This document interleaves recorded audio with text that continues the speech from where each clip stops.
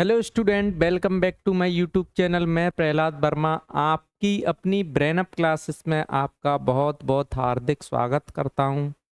चलिए, हम लोग प्रीवियस लेक्चर में आपको कंडक्टर स्टार्ट किए थे और कंडक्टर की प्रॉपर्टी बताई थी। हमने बताया था कि जो कंडक्टर होते हैं उस पर क्या होता है, large number of free electron present होते हैं। ठीक है, तो ऐसे मटेरियल जिन पे large number of free electron present होते हैं उनको हम क्या बोलते हैं, कंडक्टर बोलते हैं। आज हम जो नया टॉपिक पढ़ने वाले हैं वो है आपका डाइलेक्ट्रिक। तो देखिए, डाइलेक्ट्रिक्स क्या होती है। ये इंसुलेटर होते हैं। इंसुलेटर क्या होते हैं, आपके जो इलेक्ट्रिसिटी को पास नहीं होने देते, अपने आप में से इलेक्ट्रिसिटी को पास नहीं होने देते हैं। ऐसे मटेरियल को हम बोलते हैं इंसुलेटर। तो इंसुलेटर से इनमें क्या डिफरेंट है, देखिए जो डाइलेक्ट्रिक होते हैं वो इंसुलेटर हैं, लेकिन स्पेशल टाइप के ऑफ इंसुलेटर आप बोल सकते हैं, क्योंकि इनमें से क्या होता है, जब इलेक्ट्रिसिटी आप एक्सटर्नल इलेक्ट्रिक फील्ड में रखते हैं आप इनको, तो क्या होते हैं, इनसे इलेक्ट्रिसिटी फ्लो आउट होती है 1.2 एनोदर पॉइंट। तो इनमें क्या होता है, पोलराइजेशन की प्रॉपर्टी आप सोच सकते हैं कि जो इंसुलेटर होते हैं उनसे क्या होती है, एक्स्ट्रा होती है। इसीलिए यही प्रॉपर्टी इनको क्या बनाती है, स्पेशल बनाती है। चलिए, तो बिना देरी किए हुए हम डाइलेक्ट्रिक स्टार्ट करते हैं। और डाइलेक्ट्रिक में सबसे पहले पढ़ेंगे व्हाट इज डाइलेक्ट्रिक्स।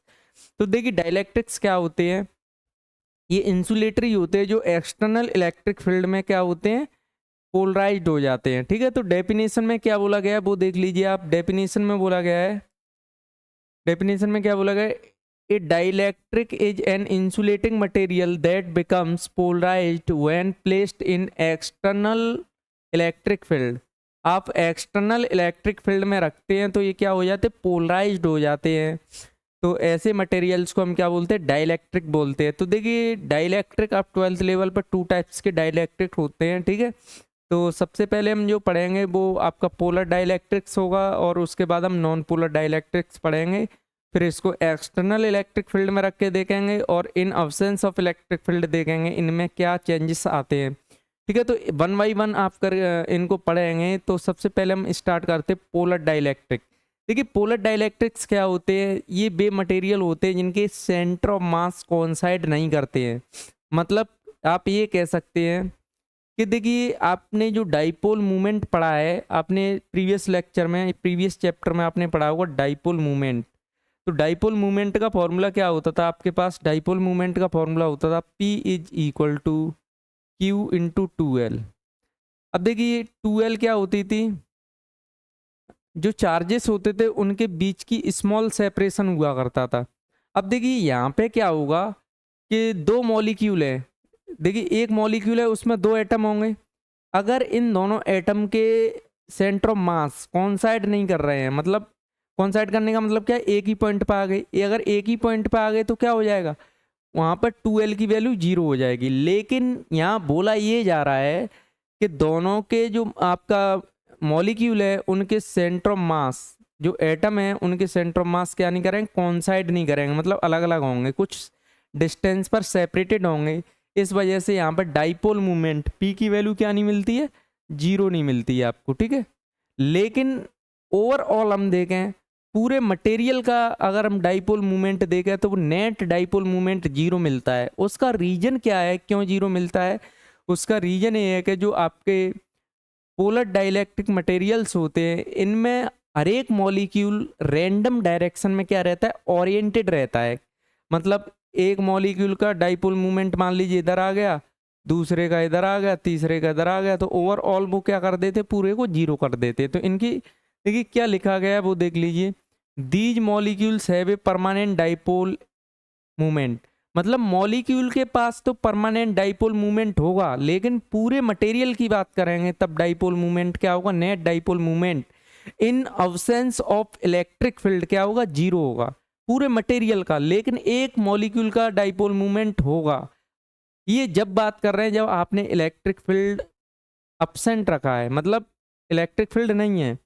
ठीक है, तो यही बोला गया है, positive and negative charge centre do not coincide. मतलब इनके सेंटर ऑफ मास कोइंसाइड नहीं करते हैं, और ये क्या होते हैं, in the absence of external field dipole are randomly oriented.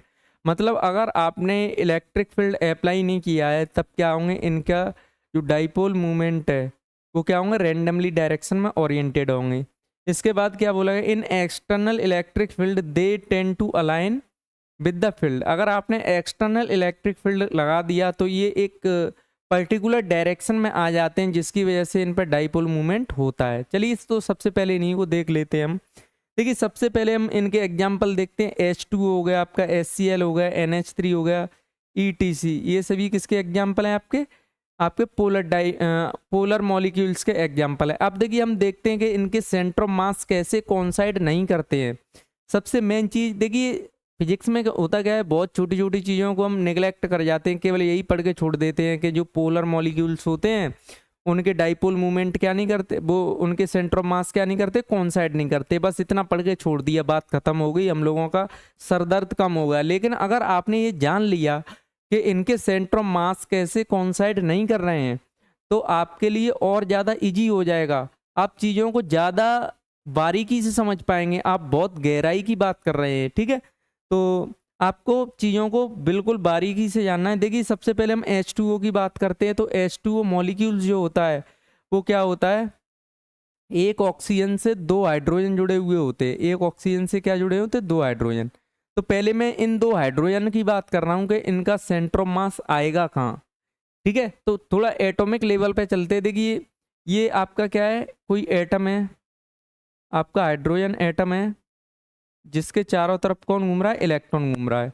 ये दूसरा हाइड्रोजन एटम है जिसका न्यूक्लियस ये है, इसके चारों तरफ इलेक्ट्रॉन घूम रहा है। अब देखो देखो इलेक्ट्रॉन कहाँ होगा, इसके चारों तरफ चक्कर लगा रहा होगा ऑर्बिट में। इसका भी इलेक्ट्रॉन क्या होगा, ऑर्बिट में चक्कर लगा रहा होगा। लेकिन यहाँ कौन होगा, प्रोटॉन। यहाँ भी कौन होगा, प्रोटॉन। तो देखिए जब भी आप सेंटर ऑफ मास की बात करेंगे, जब जब आपके दिल में ख्याल आए कि सेंटर ऑफ मास, तो आप हमेशा ध्यान रखेंगे सेंटर ऑफ मास आप अगर पॉजिटिव मॉलिक्यूल्स का निकाल रहे हैं तो दो पॉजिटिव मॉलिक्यूल्स का ही देखेंगे। तो देखिए इन दोनों का सेंटर ऑफ मास, देखिए सेंटर ऑफ मास कैलकुलेट करेंगे इन दोनों का। तो सेंटर ऑफ मास कैलकुलेट करने का फॉर्मूला आपके पास क्या होता है, देखिए कोई भी आपको सेंटर ऑफ मास कैलकुलेट करना हो तो उसका फॉर्मूला होता है M1R1। अगर दो मॉलिक्यूल हैं तो M2R2 upon divided by M1 plus M2। ये सेंटर ऑफ मास को कैलकुलेट करने का क्या होता है, फॉर्मूला होता है। अब देखिए मैं दो हाइड्रोजन के जो प्रोटॉन है उनका पहले सेंटर ऑफ मास कैलकुलेट करूंगा और फिर इलेक्ट्रॉन का करूंगा, ठीक है। तो हम मान ले रहे हैं कि जो आपका ये फर्स्ट वाला हाइड्रोजन एटम है ये ऑरिजिन पे रखा हुआ है, जिस पे x की वैल्यू क्या है, 0 है, मतलब R1 आपका क्या है, 0 है। और R2 मान ले रहे हैं कुछ सम डिस्टेंस R पे रखा हुआ है। और देखिए इसका जो मास होगा वो कितना होगा, प्रोटॉन का mp। तो इस वाले प्रोटॉन का भी मास कितना होगा, mp। इन वैल्यू को अगर आप यहाँ रखोगे तो देखो R1 कितना है, 0। तो M1 के साथ किसका मल्टीप्लाई हो जाएगा, M1 की जगह पे mp रखोगे into 0 mass of the proton plus M2 की जगह पे भी क्या रखेंगे, mp इंटू डिस्टेंस कितनी r। अब देखो M1 प्लस M2 दोनों ही प्रोटॉन है तो दोनों जुड़ के 2mp हो जाएगा। कितना हो जाएगा, 2mp। अब देखो ये वाली वैल्यू तो 0 हो गई आपकी, mp से mp कैंसिल आउट हो गया, मतलब सेंटर ऑफ मास आ गया r/2 डिस्टेंस पर।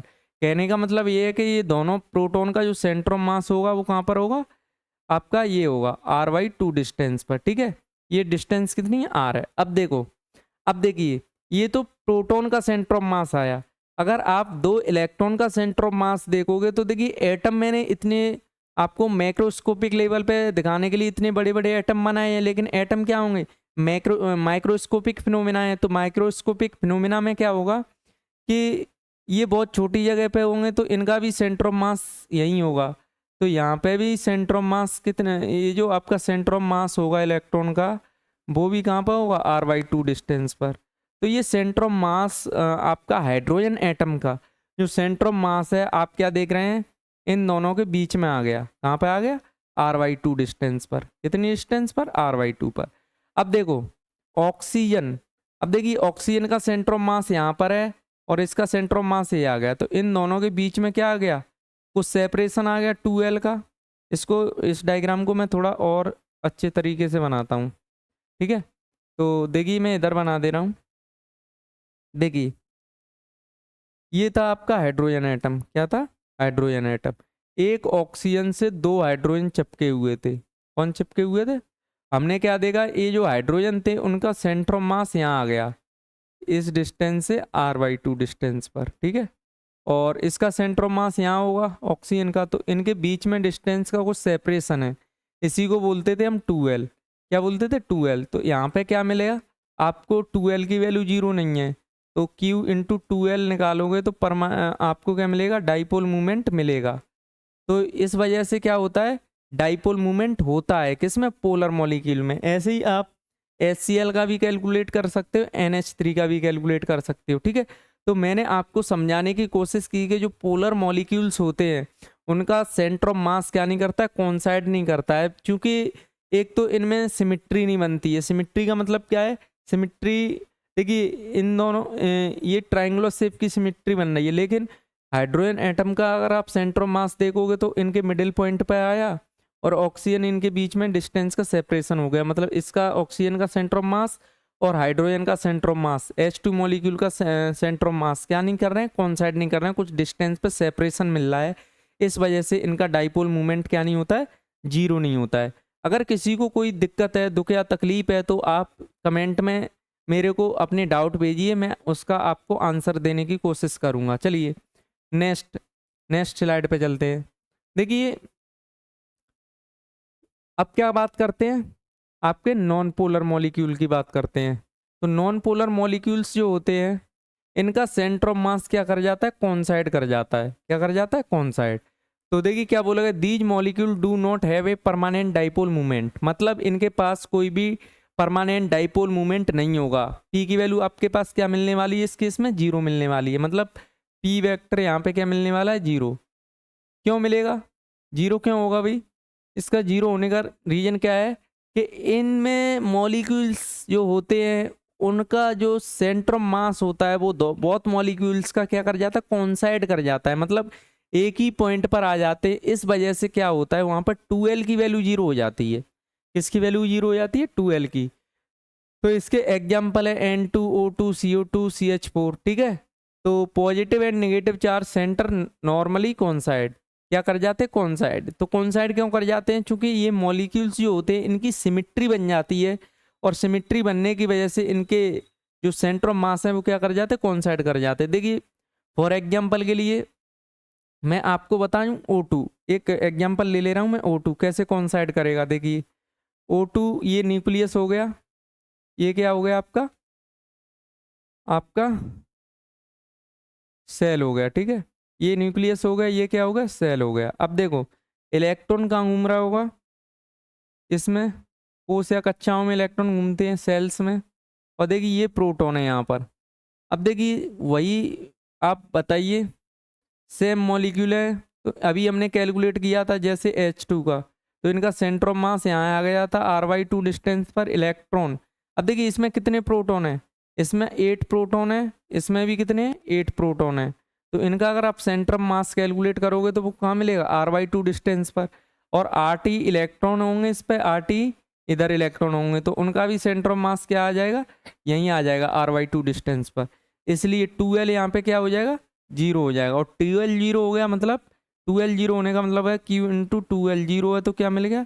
p की वैल्यू क्या मिल गई? 0 मिल गई। इसलिए क्या होते हैं इनका डाइपोल मूवमेंट क्या हो जाता है? 0 हो जाता है, ठीक है। ऐसे ही N2 का डाइपोल मूवमेंट क्या होगा? 0 होगा।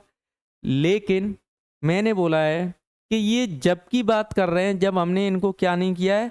एक्सटर्नल इलेक्ट्रिक फील्ड में नहीं रखा है, तब की बात कर रहे हैं, ठीक है। तो ये तो हो गई बात पोलर और नॉन पोलर की। अब चलिए अगर हम इनको नॉन पोलर को एक्सटर्नल इलेक्ट्रिक फील्ड में रख दें तो ये क्या हो जाता है? इन पर डाइपोल मूवमेंट इंड्यूस्ड हो जाता है। उसका रीजन क्या है अभी बताएंगे हम। देखिए चलिए तो नेक्स्ट स्लाइड पे चलते हैं। हाँ नेक्स्ट स्लाइड पे देखते हैं। देखिए क्या बोला गया? पोलर मॉलिक्यूल इन एक्सटर्नल इलेक्ट्रिक फील्ड। सबसे पहले हम पोलर मॉलिक्यूल्स को कहाँ पे रखेंगे? एक्सटर्नल इलेक्ट्रिक फील्ड में रखेंगे। तो देखिए चलिए एक्सटर्नल इलेक्ट्रिक फील्ड में रखते हैं हम पोलर मॉलिक्यूल्स को। पोलर मॉलिक्यूल्स को रखिए। देखिए ये आपका क्या है? आपका ये मैंने कोई डायग्राम बना रहा हूँ जिसमें क्या है, मैं मॉलिक्यूल्स ले रहा हूँ। क्या ले रहा हूँ? मॉलिक्यूल्स। अब देखो ये आपका क्या है? मॉलिक्यूल है।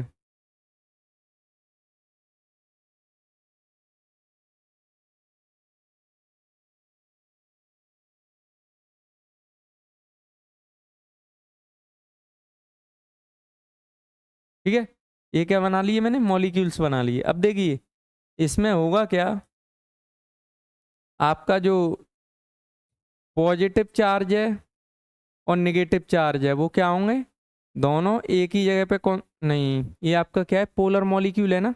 पोलर मॉलिक्यूल में क्या होते हैं, सेंटर ऑफ मास कोइंसाइड नहीं करते हैं, क्या नहीं करते हैं, कोइंसाइड नहीं करते हैं। तो इसको हम कैसे लिखेंगे, हाँ जी, देखिए कोइंसाइड नहीं करेंगे तो इसका मतलब क्या है, देखिए इसको मैं बनाता हूँ। देखिए इनके सेंटर ऑफ मास तो कोइंसाइड करते नहीं है, लेकिन इनका अगर हम ओवरऑल डाइपोल मूवमेंट चेक करेंगे तो कुछ इस तरीके से देखिए अरेंजमेंट रहता है इनमें। अब देखो ये आपका पॉजिटिव चार्ज, ये आपका नेगेटिव चार्ज, ये आपका क्या है, पॉजिटिव चार्ज, ये negative charge, negative positive, negative positive, negative positive, negative positive, negative positive, negative positive, negative positive, negative positive. अब देखो आपने क्या पढ़ा है कि जो डाइपोल मूवमेंट होता है, इलेक्ट्रिक डाइपोल मूवमेंट होता है, वो क्या होता है आपका नेगेटिव टू पॉजिटिव होता है। किधर होता है, नेगेटिव टू पॉजिटिव। तो इसका डाइपोल मूवमेंट किधर आएगा, पी वेक्टर इधर आएगा। इसका डाइपोल मूवमेंट किधर आएगा, नेगेटिव टू पॉजिटिव इधर आएगा। इसका नेगेटिव टू पॉजिटिव इधर आएगा, और इसका नेगेटिव टू पॉजिटिव इधर आएगा पी। इसका नेगेटिव टू पॉजिटिव इधर आएगा, इसका नेगेटिव टू पॉजिटिव इधर आएगा, इसका भी इधर आएगा, इसका भी इधर आएगा, इसका इधर आएगा, इसका इधर आएगा। ठीक है, अब देखो अगर मैं इसको देखूं और इसको देखूं, इसका डाइपोल मूवमेंट इधर है, इसका डाइपोल मूवमेंट इधर है, एक दूसरे को क्या कर जाएंगे, कैंसिल आउट। तो ये रैंडमली डायरेक्शन में डिफरेंट डिफरेंट डायरेक्शन में ओरिएंटेड रहते हैं, लेकिन एक मॉलिक्यूल के पास देखो डाइपोल मूवमेंट है, इसका डाइपोल मूवमेंट है, इसका डाइपोल मूवमेंट है, इसका डाइपोल मूवमेंट है। लेकिन हम पर्टिकुलर मॉलिक्यूल्स को देख रहे हैं, किन्हीं दो मॉलिक्यूल्स को देख रहे हैं, तो उनका डाइपोल मूवमेंट इस तरीके से एडजस्ट हो गया है कि उनका टोटल डाइपोल मूवमेंट क्या हो जा रहा है, जीरो हो जा रहा है। क्या हो जा रहा है, जीरो। मतलब कहने का मतलब मेरा ये है, ये जब का है डायग्राम जब आपने ई क्या नहीं किया है, ई जीरो तब की बात कर रहे हैं। ई क्या है आपका, जीरो। मतलब आपने इलेक्ट्रिक फील्ड अप्लाई नहीं किया है तब की बात कर रहे हैं, तब आपका डाइपोल मूवमेंट नेट क्या आ रहा है, जीरो आ रहा है। पी नेट जीरो आ रहा है पूरे का, इसका पूरे डाइलेक्ट्रिक का देख रहे हैं तब क्या हो रहा है, जीरो आ रहा है। लेकिन अगर हम इलेक्ट्रिक फील्ड अप्लाई कर दें, क्या कर दें, अप्लाई कर दें, इलेक्ट्रिक फील्ड को अप्लाई कर दें, तब क्या होगा, देखिए हमने क्या किया, इलेक्ट्रिक फील्ड को अप्लाई कर दिया। अब देखो होगा क्या, एटॉमिक लेवल पे देखते हैं हम, सबसे पहले किस पे देखेंगे, एटॉमिक लेवल पर। तो देखिए एटॉमिक लेवल पे क्या होगा, जैसे एटॉमिक लेवल पे क्या होगा, अभी हमने जैसे H2O देखा था, इसका एग्जांपल क्या देखा था, H2O। तो ये था आपका हाइड्रोजन एटम, ये दो हाइड्रोजन के एटम थे। अब देखो इनका सेंटर ऑफ मास क्या था, आपने क्या कर दिया, ये मान लीजिए प्रोटॉन है, इसके चारों तरफ कौन घूम रहा है, इलेक्ट्रॉन। चलिए एक एटम की बात कर ले रहे हैं, उससे ही समझ जाओगे आप। इसको एक को हटा दे रहा हूँ मैं, हाँ एक को हटा दे रहा हूँ, एक से ही बात करते हैं हम। चलिए तो क्या होगा, ये आपका क्या है, न्यूक्लियाई है, ये इलेक्ट्रॉन रिवॉल्व कर रहा है। अब देखो होगा क्या, आपने इलेक्ट्रिक फील्ड अप्लाई किया, इलेक्ट्रिक फील्ड अप्लाई किया ई, ये ई एक्सटर्नल अप्लाई किया, तो होगा क्या, एक्सटर्नल इलेक्ट्रिक फील्ड अप्लाई किए, यहाँ प्रोटॉन है। आप क्या जानते हैं कि जो पॉजिटिव चार्ज होता है उस पर अगर हम फोर्स कैलकुलेट करें, क्या कैलकुलेट करें, फोर्स, तो वो किधर आता है, अलोंग द इलेक्ट्रिक फील्ड। मतलब प्रोटॉन जो है उस पर तो फोर्स इधर लगेगा फोर्स, लेकिन इलेक्ट्रॉन पे क्या लगेगा, F is equal to q E. इससे फोर्स निकालेंगे तो क्यू की जगह पे माइनस ई रखेंगे, तो माइनस ई ई आ जाएगा, क्या आ जाएगा, ई ई आ जाएगा। जब ई ई आ जाएगा मुझे बताइए, माइनस ई ई, तो आप बताइए यहाँ पर इसको इलेक्ट्रॉन को किधर फोर्स लगेगा, इधर। तो कहने का मतलब ये है, ये तो था आपका प्रोटॉन, ये प्रोटॉन था। अब इलेक्ट्रॉन इधर ज़्यादा जाएगा लेकिन न्यूक्लियस की तरफ कम जाएगा, क्योंकि इस पे को खींचने वाला एक फोर्स आ गया इधर, किसकी वजह से, इलेक्ट्रिक फील्ड की वजह से। और प्रोटॉन पे फोर्स किधर लग रहा है, इधर। तो अब देखिए जो इलेक्ट्रॉन घूम रहा है ये इलेक्ट्रॉन घूम रहा है, कौन घूम रहा है, इलेक्ट्रॉन। तो इस इलेक्ट्रॉन का सेंटर यहाँ पे होगा, लेकिन प्रोटॉन का सेंटर कहाँ है, यहाँ पर। तो अब इनके बीच में क्या आ जाता है, सेपरेशन आ जाता है। क्या आ जाता है, सेपरेशन। तो सेपरेशन क्या हो गया, 2l। तो इस 2l की वजह से देखो हुआ क्या ओवरऑल, कि इलेक्ट्रॉन होंगे वो इधर की साइड क्या हो जाएंगे, रिप्लेस होते जाएंगे, बिकॉज इन पे क्या लग रहा है, एक फोर्स लग रहा है। और वो फोर्स कितना है, F=QE। तो देखिए ये जो आपका एक मॉलिक्यूल था, इसका नेगेटिव चार्ज किधर हो जाएगा, रिप्लेस होकर इधर। तो देखिए इसको अब मैं ऐसे बना रहा हूँ, इसको कैसे बना रहा हूँ, इस तरीके से। देखिए ये आपका इस तरीके से बना रहा हूँ।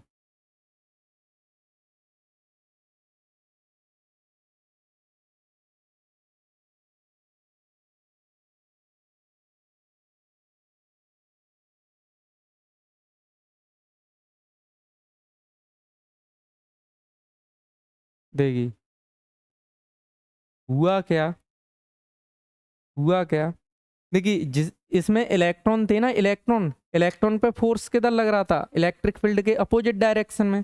अब हमने इलेक्ट्रिक फील्ड किधर अप्लाई कर दिया, इलेक्ट्रिक फील्ड को तो अप्लाई कर दिया हमने किधर, इधर की डायरेक्शन में। इस तरीके से इलेक्ट्रिक फील्ड अप्लाई किया है हमने।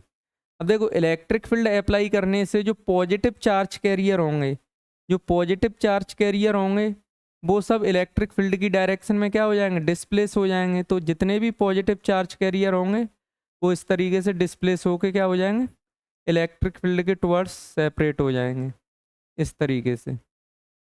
और नेगेटिव चार्ज कैरियर होंगे वो क्या होंगे, वो इस तरीके से अपोजिट डायरेक्शन में डिस्प्लेस हो जाएंगे।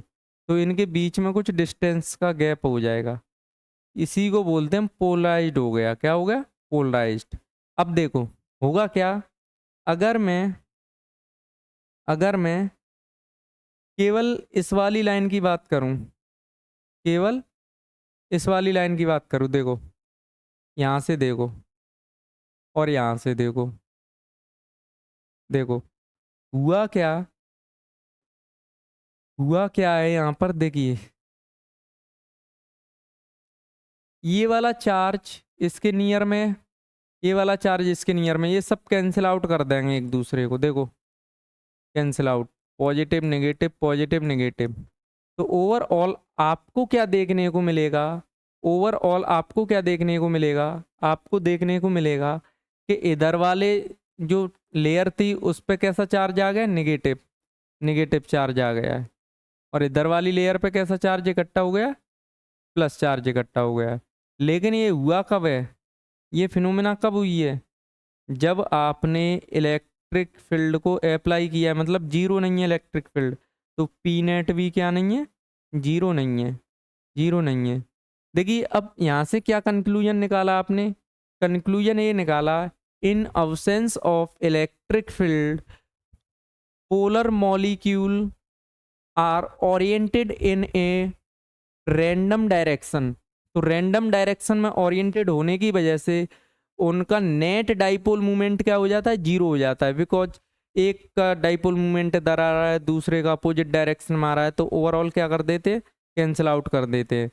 तो नेट डाइपोल मूवमेंट क्या मिलता है, जीरो। लेकिन आप जैसे ही एक्सटर्नल इलेक्ट्रिक फील्ड को अप्लाई करते हैं तो क्या होता है, जो आपका नेगेटिव चार्ज है वो अपोजिट आ जाता है किसके, आपके इलेक्ट्रिक फील्ड के। Positive charge along the electric field separate हो जाता है, और जो नियर वाले जो चार्जेस होते हैं वो एक दूसरे को कैंसिल आउट करते हैं। इससे क्या होता है, जो नेट डाइपोल मूवमेंट होता है वो आपका क्या होता है, मिल जाता है। अब देखिए डाइपोल मूवमेंट किधर होगा, आपका इधर होगा, P vector, negative to positive, ठीक है। और अब देखिए यहाँ पर एक चीज़ और सोच लीजिए, लेकिन इनसाइड में आपका क्या देख रहे हो, इनसाइड में, इनसाइड में इधर नेगेटिव चार्ज है, इधर कैसा है, पॉजिटिव चार्ज।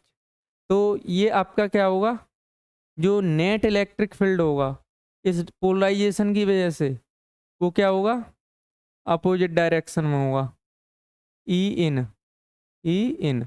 अब देखो तो ई नेट कितना होगा यहाँ पर, E net is equal to E external कितना अप्लाई किया था, माइनस ई इन।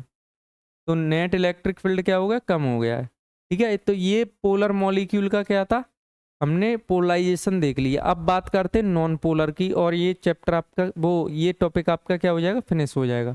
तो देखिए नॉन पोलर मॉलिक्यूल्स में क्या होता है, नॉन पोलर मॉलिक्यूल्स में आपका क्या होता है, देखिए ये आपका कोई नॉन पोलर मॉलिक्यूल है, आपका क्या है, नॉन पोलर मॉलिक्यूल है। अब देखिए नॉन पोलर मॉलिक्यूल में होगा क्या,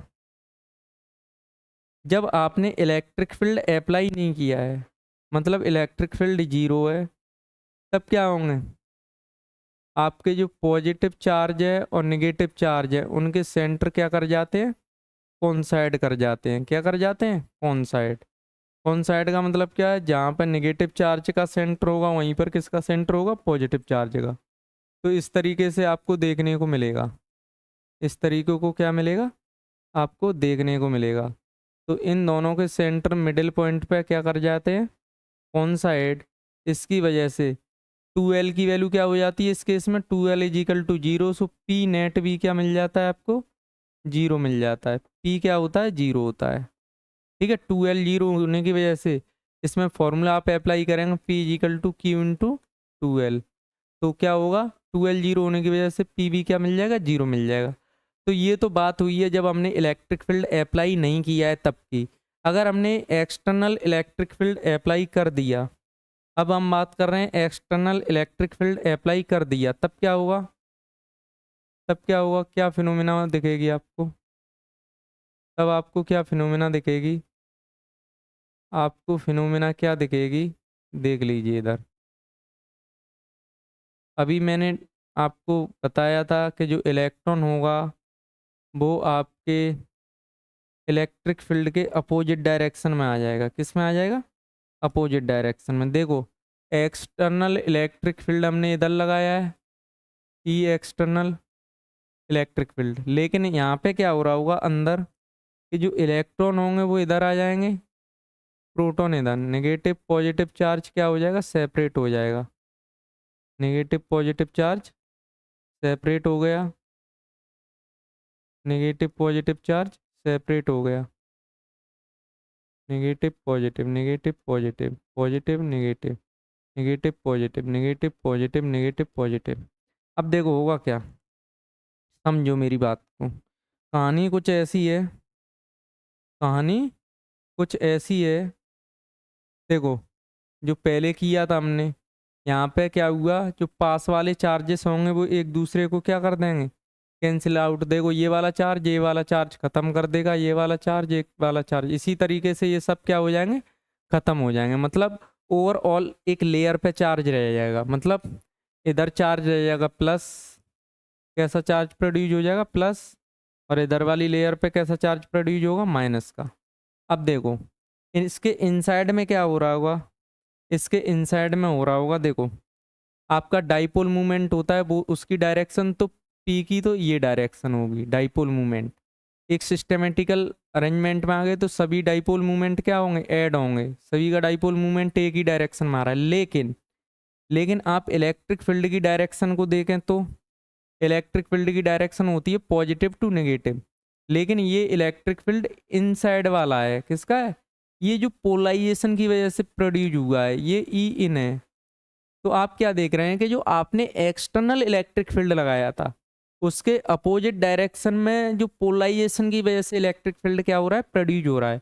तो देखिए ये एक वेक्टर क्वांटिटी, ये इधर प्रोड्यूस हुआ है, ये इधर है, तो इसमें से कुछ इलेक्ट्रिक फील्ड कम हो जाएगा। तो देखिए ये आपने एक्सटर्नल इलेक्ट्रिक फील्ड अप्लाई किया है, तब आपका क्या है, पी नेट जीरो नहीं मिल रहा है, ऐड हो रहे हैं, पी नेट क्या हो रहा है, जीरो नहीं है। लेकिन अगर आप नेट इलेक्ट्रिक फील्ड देखोगे, नेट इलेक्ट्रिक फील्ड देखोगे तो आपको क्या मिलेगा, ई एक्सटर्नल कितना लगाया था उसमें से ई इन क्या करना पड़ेगा, माइनस करना पड़ेगा। मतलब नेट इलेक्ट्रिक फील्ड आपका क्या हो जाएगा, कम हो जाएगा पोलराइजेशन की वजह से। इसीलिए आप क्या करेंगे, इस पर और ज़्यादा इलेक्ट्रिक फील्ड अप्लाई कर पाएंगे, और यही सिद्धांत हमारा कैपेसिटर में यूज होने वाला है। अगर किसी को कोई डाउट है तो पूछ लीजिए। अब हम कुछ बेसिक डेफिनेशन पढ़ेंगे, एक दो पोलराइजेशन से रिलेटेड। तो ठीक है, तो आप ध्यान रखेंगे जब आपका नॉन पोलर मॉलिक्यूल होता है उनके सेंटर कॉन्साइड कर जाते हैं, जिसकी वजह से 2L जीरो हो जाता है। 2L जीरो होने की वजह से डाइपोल मूवमेंट भी क्या हो जाता है, जीरो हो जाता है, जब आपने इलेक्ट्रिक फील्ड अप्लाई नहीं किया।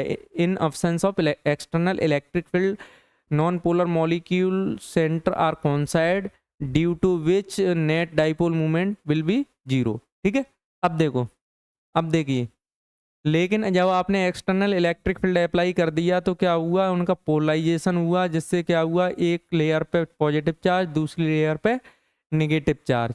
तो इनका डाइपोल मूवमेंट नेट जीरो नहीं होता है, लेकिन एक्सटर्नल इलेक्ट्रिक फील्ड पोलराइजेशन की वजह से क्या हो जाता है, कम हो जाता है। ठीक है, चलिए नेक्स्ट हम स्लाइड पे चलते हैं और इस टॉपिक को फिनिश कर लेते हैं। तो देखिए, जब भी आपको पोलराइजेशन की बात करेंगे, पोलराइजेशन का फॉर्मूला क्या होता है, polarisation is equal to electric dipole movement. क्या होता है, electric dipole movement. Electric dipole movement को किससे दिखाते हैं, Q into 2L upon volume. Volume क्या होता है, B। अब देखो, क्या वॉल्यूम को मैं ऐसे भी लिख सकता हूँ, वॉल्यूम को हम क्या लिख सकते हैं, चलिए इसको ऐसे लिखा रहने दी। यहाँ तो यूनिट क्या बनेगी इसकी, यूनिट क्या बनेगी, यूनिट कूलम इंटू मीटर ऊपर बनेगी, नीचे मीटर की वॉल्यूम की। तो ये कैंसिल आउट हो गया, कूलम अपॉन मीटर स्क्वायर। ये इसका यूनिट आ गया किसका, पोलराइजेशन का। तो पोलराइजेशन का फॉर्मूला क्या है, electric dipole movement per unit volume. Electric dipole movement per unit volume is called polarisation. तो इलेक्ट्रिक डाइपोल मूवमेंट कितना है पर यूनिट वॉल्यूम में, उसको हम बोलते हैं पोलराइजेशन।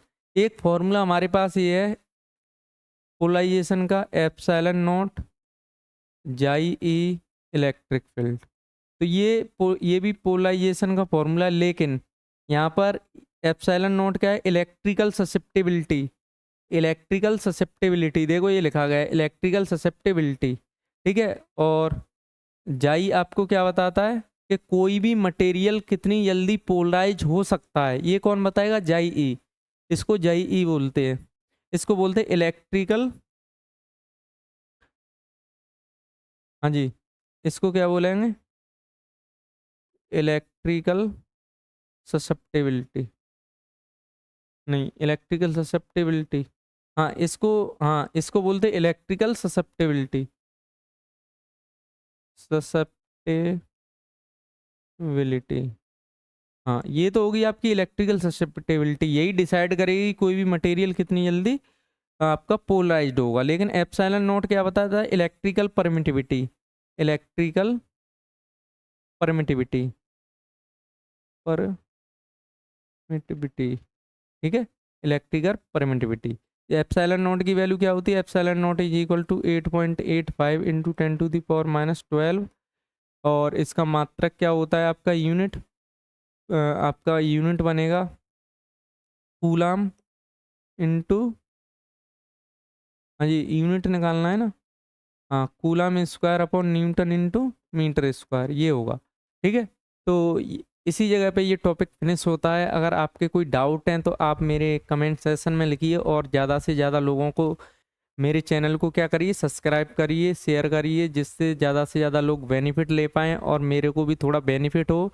क्योंकि मेरी उम्मीद है आप लोगों से ही है, आप लोग ही ये सोच लीजिए मेरा भला कर सकते हैं। ठीक है, तो थैंक यू, तब तक के लिए स्वस्थ रहिए, मस्त रहिए।